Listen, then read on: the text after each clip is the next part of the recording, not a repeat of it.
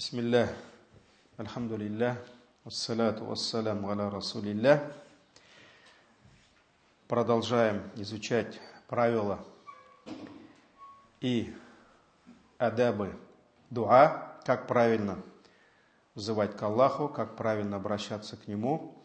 И сегодня у нас очередное правило, очень важное правило, от которого зависит результат наших взываний к Аллаху, а именно ответ за наши дуа.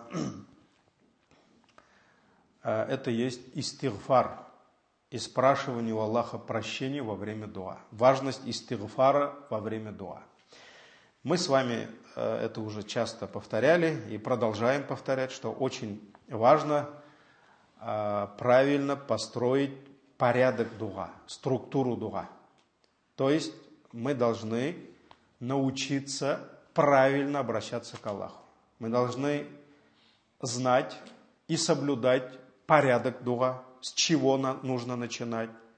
Да, в первую очередь, вторую очередь, третью очередь. Поэтому как правильно завершать дуа, это все очень важно. И от этого зависит ценность наших дуа, и от этого зависит, как Аллах ответит на наши дуа. Поэтому мы с вами говорили, что очень важно научиться правильно обращаться к Аллаху, используя Его прекраснейшие имена и атрибуты. От этого зависит результат дуа. Это даже среди нас, среди людей, когда ты правильно обращаешься к человеку, то и результат от твоего обращения будет таким же. Если, например, ты хочешь довести какую-то информацию или какую-то просьбу даже своему сыну, дочери, если ты неправильно обращаешься, то результат будет не тем, который ты ожидал. Потому что, как в Коране Аллах учит, «Я бунайя». Лукман Хаким, когда давал насихат своему сыну, он говорил: «Я бунайя, о сыночек мой». То есть нужно уважительно обращаться к людям, чтобы эти люди дали тебе соответствующий ответ. Поэтому нужно правильно обращаться к Аллаху. Это очень важно. И мы с вами говорили, что прежде чем просить у Аллаха, сразу начать что-то просить у Него, мы же всегда торопимся, нам быстрее и быстрее надо просить и больше. Это не есть плохо, конечно, надо все просить у Аллаха, но прежде чем начать просить, нужно признать то, что Аллах уже тебе дал. Да, тебе нужно что-то еще, но Аллах уже тебе что-то дал и дает. Поэтому нужно это признать. Нужно поблагодарить Аллаха за это. Нужно восхвалять Аллаха за это. Это очень важно. «Валя ин шакартум ля азиденнакум». Если вы будете благодарить меня, то я вам добавлю, Аллах Тааля сказал, я вам дам больше. И вот очередное очень важное правило, когда обращаешься к Аллаху и желаешь, чтобы Аллах Тааля принял твою мольбу и удовлетворил твою просьбу, обязательно во время дуа просить у Аллаха прощения за наши прегрешения. Поэтому тауба, покаяние, аль-истигфар, то есть испрашивание у Аллаха прощения от всех грехов, которые совершил раб, которые он совершает, от всех ошибок. Когда мусульманин, обращаясь к Аллаху, он признает свои грехи, потому что в основе таубе, в основе покаяния лежит признание своих грехов, признание своей греховности перед Аллахом. Человек, который сердцем не признает, в каком он греху, да, с какими недостатками он пришел к Аллаху, он никогда не сможет покаяться. Поэтому человек должен признать свои грехи. Он должен признать свои недостатки перед Ним. Не надо приходить к Аллаху и говорить только про то, что ты сделал, там, что ты можешь. Да? Хотя это тоже есть адаб дуа, тавассуль мы говорили. Когда ты что-то делаешь только ради Него, ты можешь это дело вспомнить и попросить у Аллаха через это дело, чтобы Аллах принял тебя. Но не только достатки, нужно нужно признать свои грехи. Нужно понимать, что ты пришел к Аллаху, что-то у Него хочешь попросить, и за тобой очень много недостатков, очень много грехов. Поэтому начни вот с этого. Попроси у Аллаха прощения за твои грехи, за твои слабинки, которые ты даешь себе. Поэтому именно признание своих грехов, своих недостатков перед Ним и спрашивание у Него прощения за эти грехи является причиной того, что Аллах примет твои дуа. И это причина того, что тот ризк, тот удел, который вот уже пришел к тебе, стучится во дверь, но не может зайти, да? Или тот баракат, который Аллах Тааля дает тебе, но не может этот баракат найти просто тебя, хозяина, да? Потому что грехи, твои дела, они закрывают дверь к баракату. Твои совершенные дела, они лишают тебя риска. И вот, когда этот мусор убираешь, то риск, он сам тебя находит. Поэтому во время дуа обязательно нужно просить у Аллаха прощения. И даже если, вот, например, кто-то использует там время между азаном и икамат, да, кто-то торопится, потому что сейчас скоро уже икамат, да, то есть вот даже если ты и спрашивая у Аллаха прощения за твои грехи, у тебя мало останется времени, да, там уже муазин встает, икамат говорит, мало осталось времени, чтобы наконец-то просить то, что ты хотел, да, не надо печалиться, потому что если Аллах примет твой истигфар, твою просьбу о прощении, то, что ты желал, то, что ты хотел, Аллах тебе сам даст. И вот это испрашивание у Аллаха прощения даже важнее, мы должны понять, важнее, чем то, о чем ты хотел у Него попросить, чем то, что ты хотел попросить у Него. Поэтому мы должны понимать, в чем вот эта вся изюминка, суть дуа. Суть дуа. И в жизни также.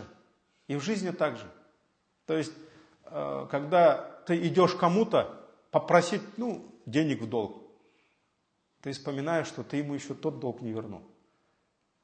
То есть, то, что ты ему вернешь тот долг, это будет причиной того, что в его сердце откроется дверь доверия к тебе, не знаю, благих чувств, и, может быть, это будет причиной того, что он тебе еще даст, так ведь? А пока ты не признаешь, что ты вот тогда еще не вернул ему, тогда там обманул по срокам, да, как можно идти к нему и просить? Хотя Аллах милостивый, у нас столько грехов, и мы все равно просим, и Аллах нам прощает, и Аллах нам дает, так ведь? Поэтому и вот здесь с грехами, это вот как мусор, который лежит на дороге, и вот он, грузовик приехал, да, там с подарками, там с продуктами, тебе нужны продукты, но этот грузовик не может просто заехать, потому что у тебя тут столько мусора. Поэтому, а ты сидишь и говоришь: о Аллах, дай мне риск, о Аллах, дай мне риск, дай мне. Это риск пришел уже, стучится, бибикает вовсю, просто он не может доехать до тебя. Поэтому что нужно делать? Может быть, пока перестать просить все время и пойти мусор убрать. А что такое мусор убрать? Грехи. Это истигфар. Единственный путь — это таубе, это истигфар. И когда Аллах простит эти грехи, этот риск грузовик сам подъедет. Поэтому нужно акцентировать внимание во время дуа на самое важное. На самое важное. И мы с вами несколько лекций подряд вспоминали хадис, где посланник Аллаха, саллаллаху алейхи вассалям, говорит нам про дуа, про важность дуа, про важность халяльного риска, питаться халяльным, да, остерегаться харамов. И помните кисса, притча о человеке. Аш'аф Ахбар, то есть он там весь покрыт пылью, с растрепанными волосами, бородой, там сидит, поднимает руки и говорит «Я Раб», то есть просит у Аллаха, ждет чего-то, надеется на что-то, но, Пророк ﷺ сказал «Мат'амуху харам», его еда харамная, «Мальбасуху машрабуху харам», его питье харамное. Даже если, может, он не спиртное пил, а может быть, он ворованное пил. Да? То есть, не сам по себе харам, а путь был харам, нахождение этого блага. «Уамальбасуху харам», его одежда была харамной. «Вагудия биль харам», этот человек, он был пропитан харамом. То есть, вся его жизнь была харам. Еда харамная, питье харамное, одежда харамная, кого-то обманул, кого-то своровал, украл или еще что-то. Все харамное. И сам еще просит, и Пророк ﷺ спросил, неужели Аллах ему ответит? То есть, неужели будет отвечено его мольбе? Конечно, нет. То есть, это странно надеяться этому человеку, заполнив свой желудок харамом, облачившись полностью в харам, его жизнь вся харамная, и еще он просит у Аллаха что-то, и Пророк ﷺ спросил, как ему может ответиться его дуа. Поэтому вот это правило, пока человек не оставит грехи, пока человек не попросит у Аллаха прощения за эти грехи, баракат, ризк его, удел, он не дойдет до него. Поэтому нужно убирать этот мусор. Поэтому человек, который очень хочет, чтобы Аллах принял его дуа, его мольбы, и Аллах дал ему то, на что он надеется, когда взывает к нему, да, он обязательно должен покаяться. Он обязательно должен покаяться, признать свои грехи и ошибки и должен попросить у Аллаха прощения. Поэтому не жалейте время во время дуа истигфару. Не жалейте, это очень важно. И нет такого греха, который Аллах не может простить. И нет такой просьбы, которую Аллах не может выполнить. Аллах может все. Он над всякой вещью мощен. Неужели он не может дать Аллах шифа больному? Конечно, может. У тебя проблемы с деньгами, ты просишь у Аллаха помощи. Аллах что, не может твои проблемы решить? Конечно, может. Конечно, может. У Аллаха имущество безгранично. Но проблема не в нем, а проблема в тебе. Что-то тебя лишает ответа твоих дуа. Что-то тебя лишает помощи Аллаха. И руки поднял тот бедолага. И смиренно сидел, то есть он был, не просто же Пророк ﷺ перечисляет, да, ашхат, ахбар, то есть там с распущенными волосами, там, ну, весь такой, весь потный, весь в пыли, то есть он же там не в парадном этот сидел, да, он такой был смиренный, весь слабый, поднимал руки, это причина уже принятия дуа, повторял «Я Раб, Я Раб, Я Раб». А то говорил, если человек 3 раза скажет «Я Раб», Аллах обязательно посмотрит на него. И он повторял «Я Раб, Я Раб». Казалось бы, все причины он создал, но нет. Пророк ﷺ сказал про этот мусор. Еда харам, питье харам, одежда харам, он пропитан харамом. Как Аллах примет его дуа? Поэтому ответ за нашу дуа придет тогда, когда мы расчистим дорогу. Дорогу надо расчистить, чтобы ответ дошел до нас. То есть убрать надо все грехи. И без этого ответ на наши дуа мы не получим. Поэтому посланники Аллаха, пророки, алейхимуссалям, когда приходили к своим народам, они рассказывали людям про их грехи. Они призывали их, чтобы они вернулись к Аллаху. Даже тауба, покаяние. Что это означает? Как переводится тауба? Возвращаться, это возвращение. То есть ты ушел, ты поддался наущению шайтана. Человек, который погрузился в грехи, он покинул Аллаха. То есть получается, он ушел, вышел с милости Аллаха, с тауфика. И человек, который понял, которому Аллах дал тауфик, и вернулся, покаялся, то есть он вернулся к Аллаху, признав свои грехи и просит у него прощения. Поэтому пророки, они начинали с этого. Они призывали людей, чтобы они покаялись, они вернулись к Аллаху, чтобы они покаялись перед Ним. И они рассказывали людям, что именно покаяние, истигфар, просьба о прощении за наши грехи является причиной того, что Аллах услышит наши молитвы, примет их, и Аллах вернет нам наши дожди, которых Аллах лишил нас. Почему приходит засуха? Что, у Аллаха вода закончилась? Нет, конечно. Нет. Очень много воды. Безграничное имущество Аллах Та'аля. Но Он лишает нас из-за наших грехов. Поэтому они рассказывали это. Засуха, она появляется только из-за наших грехов. И многочисленные блага, дары Аллаха, баракат в жизни, баракат в семье, баракат с детьми, все это вернется. Но если мы будем каяться перед Аллахом за наши грехи и будем просить у Аллаха прощения. Вот давайте несколько примеров приведем. Первое, сурату Нух. Нух, 10 аят, 12 аят. Это знаменитые аяты, которые использовали, о которых рассказывали сподвижники. Это слова Нуха, алейхиссалям. Сейчас я прочту их. Это Умар ибн Хаттаб зачитывал эти аяты. Хасануль Басри зачитывал эти аяты. Сейчас их туда тоже дойдем, иншаллах. И Нух, алейхиссалям, он обращался к своему народу и говорил: «Факульту», он говорит, я сказал им, «Истагфиру раббакум», просите прощения у вашего Господа, просите прощения у вашего Создателя, Хозяина, Господа. «Иннаху кана гаффара», воистину Он был прощающим, то есть Он всегда прощающий. Гаффар — это не только гафур, а гаффар — это тот, который постоянно прощает, потому что нас всегда надо прощать, не один раз там в год, да, или в неделю, нас каждый день надо прощать, И Аллах Та'аля прощает, открывает свое прощение днем, как Пророк саллаллаху алейхи ва саллям сказал, чтобы простить нам за те грехи, которые мы совершали ночью.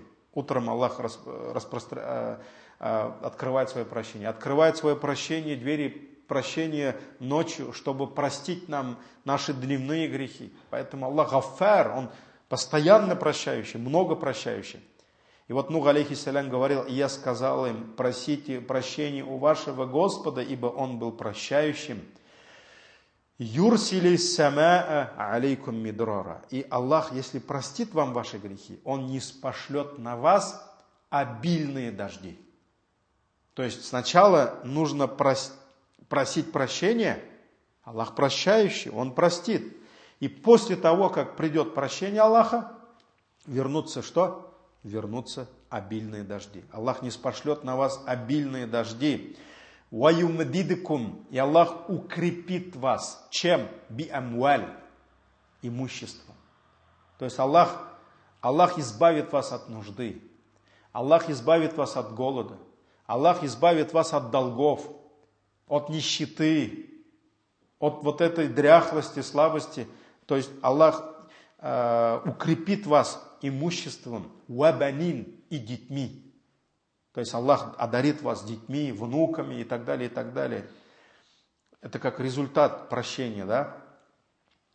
«Ваяджаллакум джаннат, ваяджаллакум анхара». И Аллах Та'аля одарит вас, подарит вам джаннат, то есть джаннат — это сады. Аллах одарит вас садами, ваяджаллакум анхара, и реками. И реками. То есть Аллах даст вам сады и даст вам реки. Это сура Нух, 10-12 аяты. Те же слова говорил своему народу Худ, алейхиссалям, следующий из пророков, да? И он говорил: «Я кауми, о мой народ, истагфиру раббакум, просите прощения у вашего Господа, thumma тубу илейх, и затем покайтесь Ему, вернитесь к Нему. Юрсили самаа алейкум мидрара, и тогда Аллах ниспошлет на вас обильные дожди. Ваязидакум куватан иля куватикум, и Аллах добавит силой тем силам, которые были у вас. То есть Аллах вам еще больше прибавит сил. «Валя татаваллау муджримин» и не отворачивайтесь от Аллаха, будучи грешниками. То есть человек, который совершает грехи, он отворачивается от Аллаха, от Его милости. Сура Худ, 52 аят. Также, машаллах, величайший аят, этот аят нельзя забывать, Суратуль А'раф, это преграды, ограды, 96 аят, 96. Всевышний говорит: «Валяу анна ахляль кура», если бы жители селений, во многих аятах говорится селение, не село, там уж и село, и город, да, если бы жители селений, первое, аману, уверовали, то есть уверовали в Аллаха, уверовали в истину, в Его пророков, в Его книги, в судный день, в рай и ад и так далее, да, уверовали. Ваттакау, и проявляли таква. Что такое таква? То есть это таква прежде всего, как проявляется? Ты выполняешь приказы Аллаха, фарзы, и остерегаешься Его запретов, харама. Это есть суть таква. Поэтому Аллах два условия ставит. Если бы жители селений, то есть люди, уверовали в Аллаха и оставили бы грехи, да, то есть выполняли приказы Аллаха и оставили грехи, субханаллах, смотрите, что Аллах говорит. «Ляфатахна алейхим», то есть мы непременно, несомненно открыли бы им, несомненно, Аллах говорит, открыли бы им баракатим минас самай валь ард, баракат, даже не просто барака, а баракат, во множественном числе, баракаты, благодать с небес и земли. То есть небо одарило бы вас дождями. Земля, вот эта глина, вот эта земля черноземная, по которой вы ходите, Аллах дал бы вам столько богатств. То есть это и хлеб, и растения, и зелень, все, да. Аллах говорит, мы непременно открыли бы для них врата бараката, как небес и земли. То есть Аллах говорит, непременно открыли бы, если бы они уверовали и остерегались грехов. Вот два условия. Аллах ставит два условия. Если люди выполнят эти два условия, они уверуют и оставят греховные, оставят вот эту несправедливость, потому что грехи это и есть несправедливость, да? Тогда Аллах Тааля обещает нам открыть врата бараката как небес, так и земли. Поэтому там дождей хватает, здесь богатств хватает. Но мы сами, не выполняя эти два условия, первое, то есть, люди в куфре и люди в грехах. Из-за куфра, из-за неверия и грехов люди лишаются бараката небес и земли. Аллах говорит, мы бы непременно открыли. А Аллах, Он выполняет свои обещания. Суратуль Аграф, 96 аят. Также можно привести Суратуль Ан'ам. Ан'ам, 42, 43 аяты. То есть здесь тоже говорит Аллах, что вот когда Аллах отправляет вот эту нищету, вот эти недуги, вот эти все проблемы, для чего? Чтобы они проявили смиренность, чтобы они смирились перед Аллахом, чтобы они поняли, что они рабы Аллаха, а Он всемогущий Господь. Аллах отправляет именно для этого. Есть другие аяты. Сура Худ, 3 аят. «Ваанистагфиру раббакум», просите прощения вашего Господа, «Thumma тубу илейх», и затем покайтесь перед Ним. «Юматти'акум мата'ан хасана», Аллах одарит вас дарами до определенного, благими дарами до определенного времени. Худ, 3 аят. Поэтому, альхамдулиллах, еще много аятов, которые указывают на это, но у нас времени мало, поэтому я ограничиваюсь этими. Идем дальше. И вот тауба, покаяние, возвращение, можно перевести, да, к Аллаху, и просьба о прощении, истигфар, причина того, что Аллах открывает нам врата бараката с небес и земли. И вот этот баракат, он обязательно придет. Но для того, чтобы пришел баракат, мы должны расчистить дорогу баракату. И вот был такой случай во время правления Умара ибн аль-Хаттаба. Мы знаем, что после пророка, саллаллаху алейхи ва саллям, остался амиром Абу Бакр. После Абу Бакра он передал власть Умар ибн аль-Хаттабу. Пришла засуха. А во время засух, мы знаем, в мусульманских странах, в мусульманском обществе есть такой айбадат, есть такой вид поклонения, это называется истиска. Истиска, то есть дуа истиска, намаз истиска. Истиска это в точном переводе означает, в прямом переводе, испрашивание воды, дождя, чтобы Аллах напоил нас водой. Да? И вот амиры, мусульманские правители, они собирали весь народ, выходили куда-то в пустыню, куда-то в поле, да, и они все обращались к Аллаху, там хутбы рассказывали, все обращались к Аллаху. Вот это есть истиска, намаз истиска, дуа истиска. Да?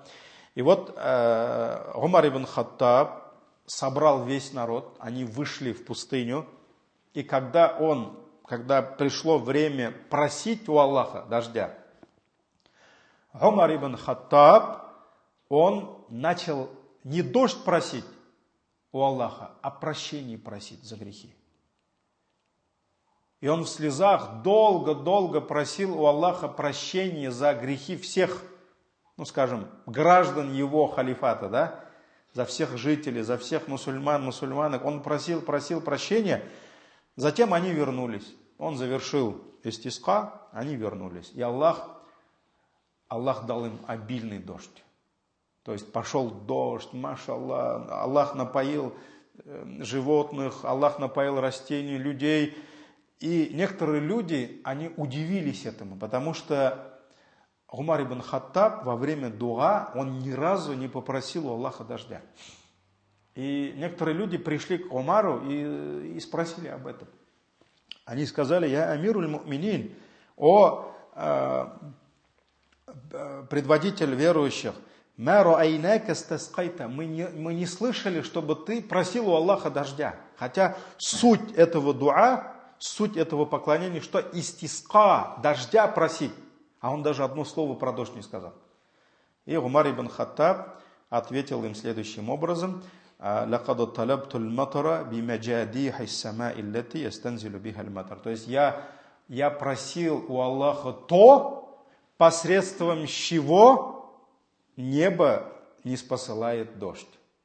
Посредством чего? То есть то, что притягивает дождь, я просил. Сумма караа.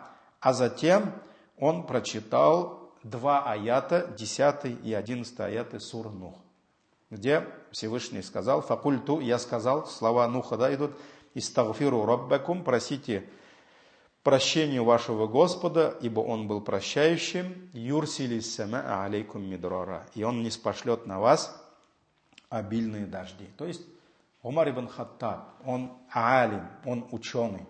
Умар ибн Хаттаб, он факих, он понимающий религию, он понимающий суть вещей. И он прекрасно понимал, что дождя там много, воды там много, но Аллах закрыл эту воду, этот баракат с небес. Почему?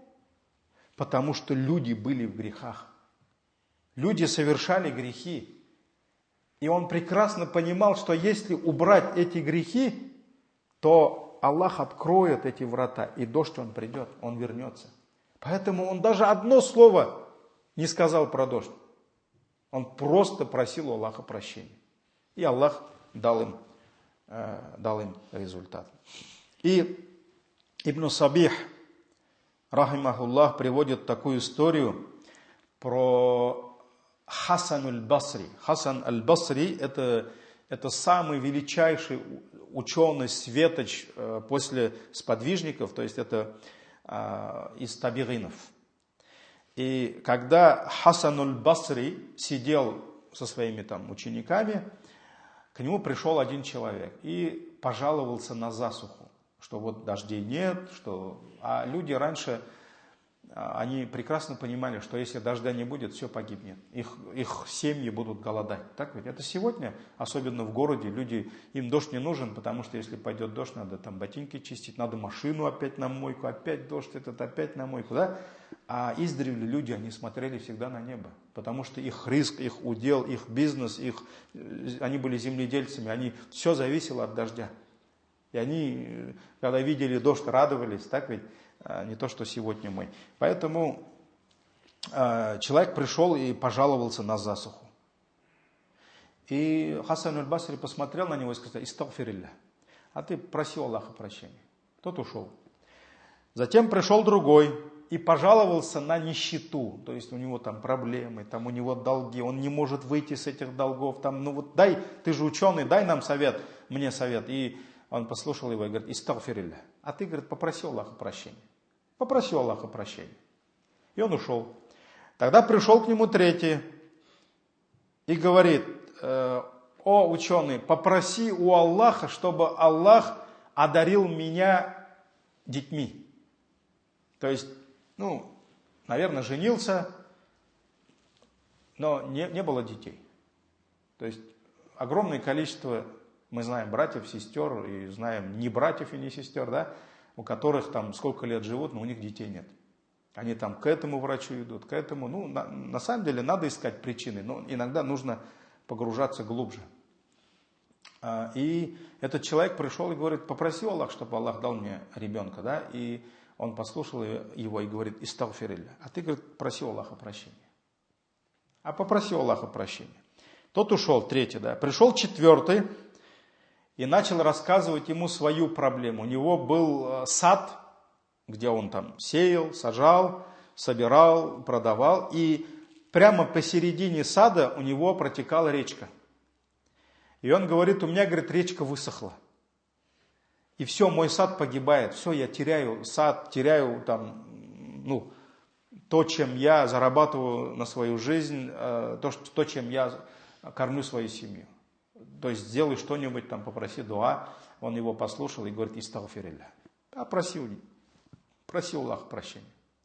То есть получается, к нему подошли 4 человека, у них 4 проблемы. И на все проблемы один ответ. Какой? Делайте истигфар. Просите у Аллаха прощения.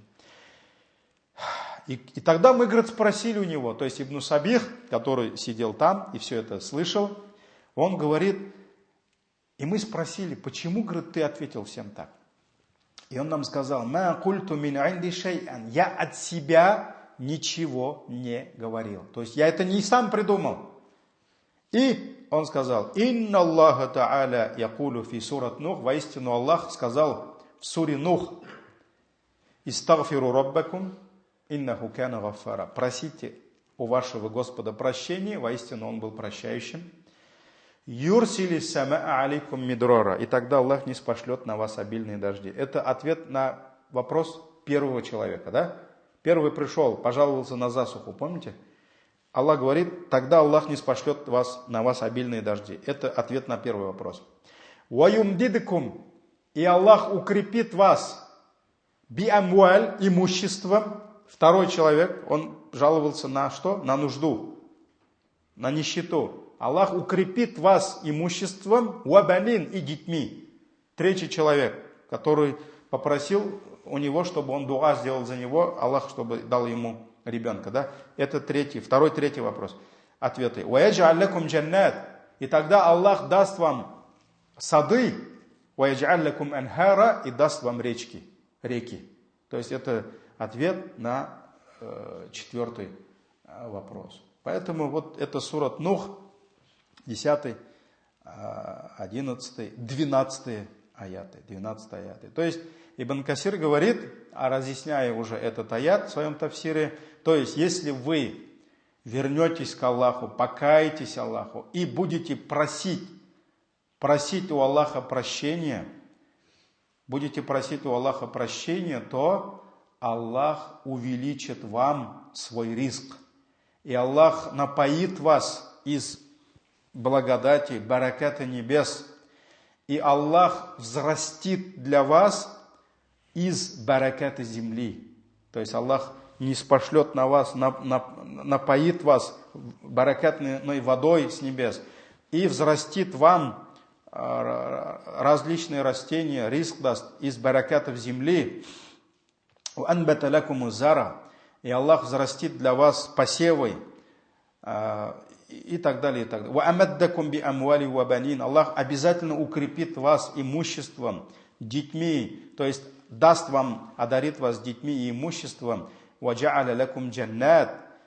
Аллах одарит вас садами, фиха анва'у фимар, то есть там будут различные плоды, различные растения, и Аллах разделит вот эти ваши сады различными реками, которые будут протекать между ними. Вот это разъяснение, толкование этого аята Ибн Касир, рахимахуллах. Поэтому одно из важнейших правил дуа, одно из важнейших адаб, этикет дуа, так ведь, чтобы мусульманин во время своего дуа, обращения к Аллаху, он обращался к Нему смиренно, оставив свою гордыню, свое высокомерие, потому что когда мусульманин понимает, что за ним грехи, что он слабый, что у него очень много недостатков, когда он понимает, что вот он просит у Аллаха, а за ним грехи, да, он всегда будет смиренным. А вот это есть, ученые говорят, это есть душа поклонения. Душа, когда ты понимаешь свою слабость перед Ним, когда ты понимаешь свою вину перед Ним, что ты весь в грехах, как один из праведных предшественников, когда обращался к Аллаху, он говорил: «О Аллах, я прекрасно знаю, что у меня очень много грехов, но я знаю, что Твоя милость безгранична». То есть грехов у меня много, но если мои многочисленные грехи сравнить с Твоей милостью, Твоя милость безгранична. Поэтому нет таких грехов, которые ты не можешь простить. Поэтому каждый должен обращаться к Аллаху как мискин, как нищий, как нуждающийся, слабый перед Аллахом. И даже это должно отражаться даже в его голосе. И поэтому Аллах говорит: «Уд'у раббакум», суратуль Аграф, 55 аят, «Уд'у раббакум», взывайте к вашему Господу, тадарруан, то есть смиренно. Мы должны смиренно обращаться к Аллаху, вахуфья, и в тайне. То есть твой голос понижается, потому что ты смиренен перед Аллахом. Даже когда человек приходит к какому-то там царю, какому-то предводителю, он же не повышает на него голос, так ведь? То есть он контролирует свой голос, свой тон. Он же там не будет с ним разговаривать гонором: ты мне должен вот этот. Он выгонит их, скажет: больше не пускайте. Все. Так ведь? Вот когда мы смиренны перед Аллахом, это даже должно понижать наш голос. Поэтому Аллах говорит: взывайте к вашему Господу тадарруан вахуфья, то есть смиренно и в тайне. Суратуль Аграф, 55 аят. Также из правил дуа это настойчивость во время дуа и многочисленность наших просьб. То есть всегда человек должен всегда просить у Аллаха, повторять свои просьбы. Он не должен говорить: так я же на той неделе уже просил у Аллаха. Да? То есть когда вот сегодня один молодой брат пришел, он начал рассказывать свои проблемы. Я говорю: брат, ты сколько раз у Аллаха просил помощи в этом деле, чтобы Аллах тебе там эту проблему решил? Ну, я, говорит, несколько раз попросил. Я говорю: ты все время должен просить. И пока ты не поймешь, что если Аллах тебе не решит эту проблему, не откроет тебе пути решения этой проблемы, ты никогда не сможешь избавиться от этой проблемы. Поэтому я на той неделе уже, я вчера уже попросил. Ну, проси каждый день.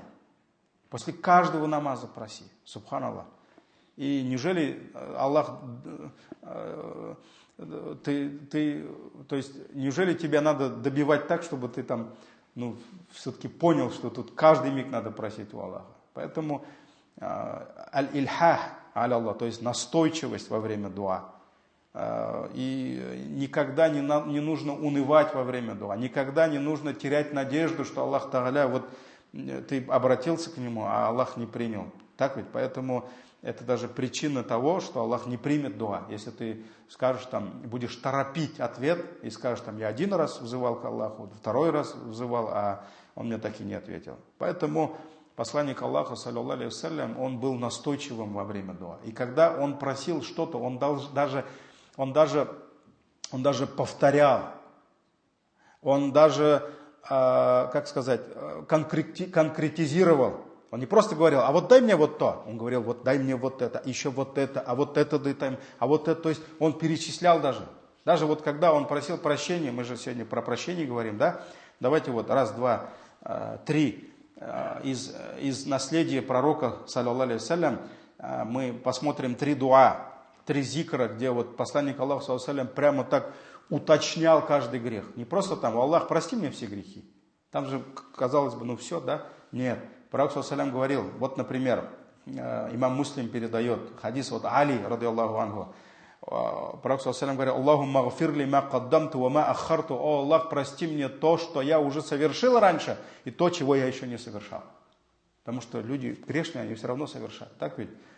Ва ма асрарту ва ма а'лянту.